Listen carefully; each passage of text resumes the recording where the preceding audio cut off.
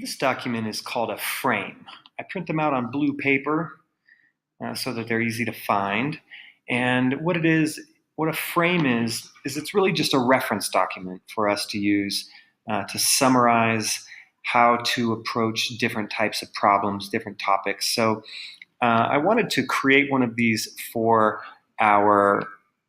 in order to understand how to graph rational functions. And so really, we start off by just describing what this frame is about. And graphing rational functions is about understanding the properties and the behaviors of rational functions by translating between the equation and the graph of the function. So we really want to just be able to take the equation of a rational equation and be able to draw the graph of that function and talk about some of the attributes of that graph. And that's what we're trying to do on this piece of paper.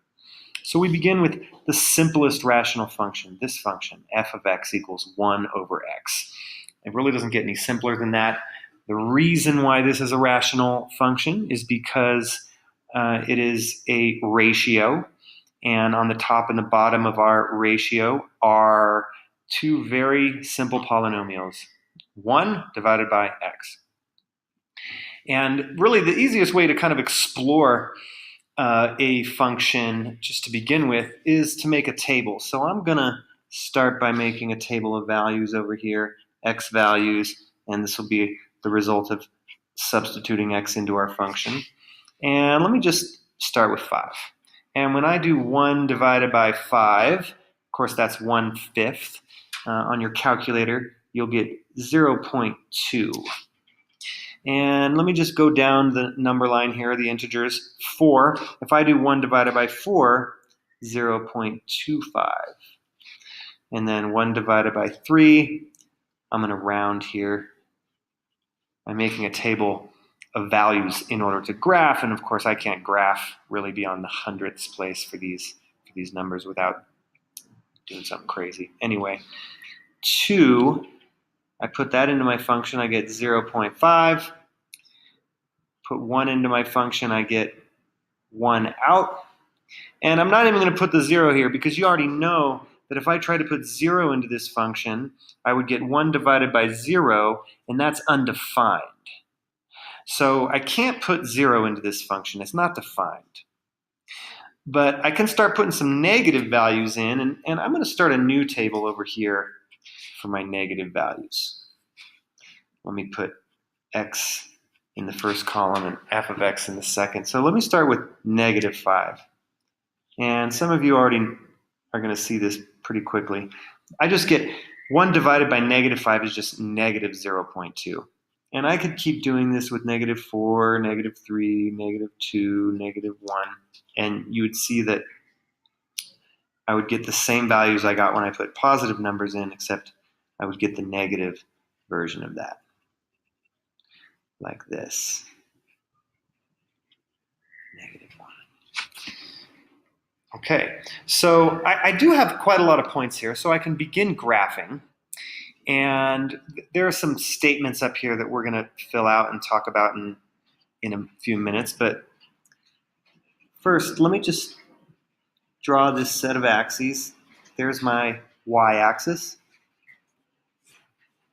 And here's my x-axis.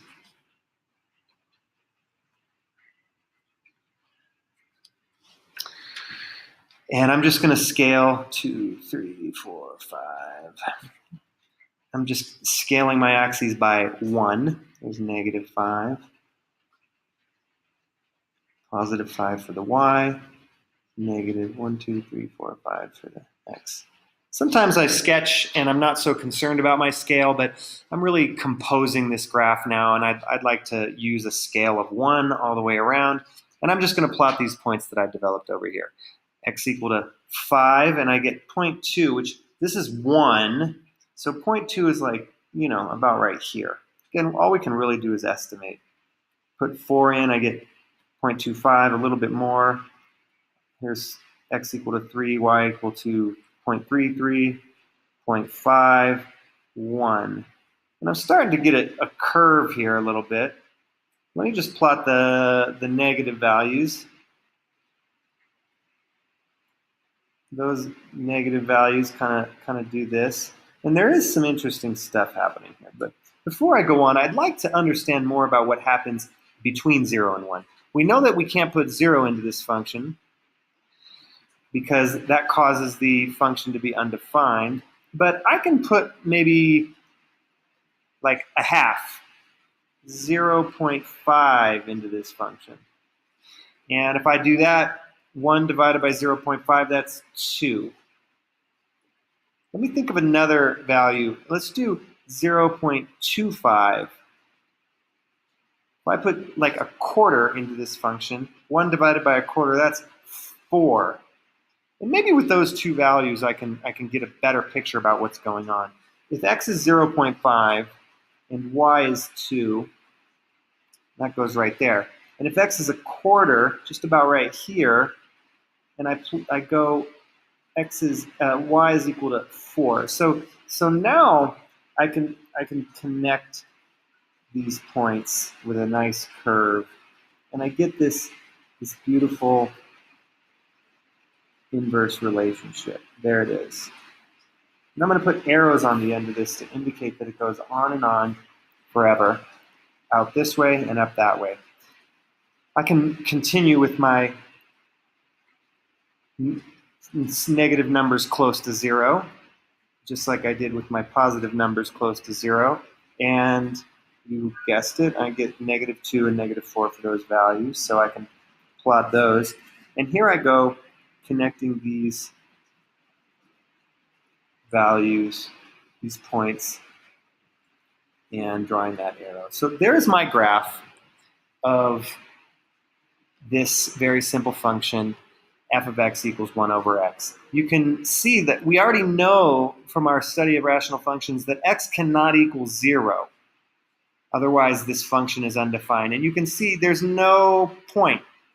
At no point does this graph cross this y-axis, because if it did, that would mean there would be some value of y that it crosses at, which there isn't. So we have a name for this line right here, and I'm going to just kind of express it with this dotted line. It's called an asymptote. And an asymptote is a line that the graph approaches but never touches or crosses. So let me fill that in. An asymptote is a line that the graph approaches but never touches or crosses. And what we did here was, we know we couldn't divide by 0. We know that x was not allowed to be 0. So we explored the values near there, right here. And that's what we did with these small positive and negative values. And we figured out what happens to the graph close to those points. So what we found here is we can find vertical asymptotes by considering values of x that would cause division by 0. And this graph right here has a vertical asymptote at x equal to 0. And I'm going to write it in here, vertical asymptote, x equal to 0, okay? And you probably have all sorts of wonderful colors that you can use to code the fact that this vertical line right here, x equal to 0, that's the equation of this vertical line, is a vertical asymptote for this graph of this function f of x equals 1 over x. So f of x has a vertical asymptote at x equal to 0. It's important to write the equation of the line that represents the asymptote, which is what we've done right there. In the second half of this video, we're going to talk about horizontal asymptotes and how we think about those.